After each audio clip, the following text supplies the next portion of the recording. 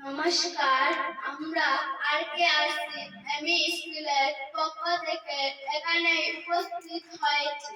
আমাদের presentation save water save life. আমরা জানি আমাদের পৃথিবীতে ৭৫% জল এবং পানীয়যোগ্য জল হলো মাত্র ৩%। কিন্তু অদূর ভবিষ্যতে জলের সংকট দেখা দেবে এবং জনবিস্ফোরণে ধীরে ধীরে ভূগর্ভে জলের স্তর দিন দিন কমে যাচ্ছে ও খরা দেখা দিচ্ছে।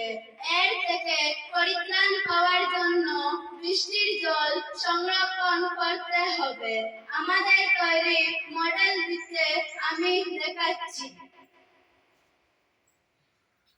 মেঘ থেকে বৃষ্টি হচ্ছে, বৃষ্টির জল চাল দিয়ে নৌড়া দিয়ে ট্যাঙ্কিতে জমা হচ্ছে।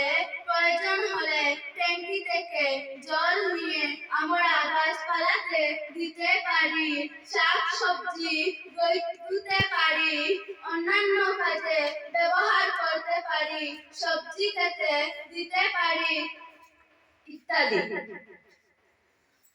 জল সংরক্ষণের জন্য প্রয়োজনীয় পদক্ষেপ হলো বনানীকরণ, অর্থাৎ গাছপালা লাগাতে হবে। অপ্রয়োজনে জলের নল বন্ধ রাখতে হবে। দাঁত মাজার সময় জলের কল বন্ধ রাখতে হবে। এভাবে জল বাঁচিয়ে আমরা আমাদের জীবন বাঁচাতে পারবো। সেভ ওয়াটার সেভ লাইফ ইত্যাদি।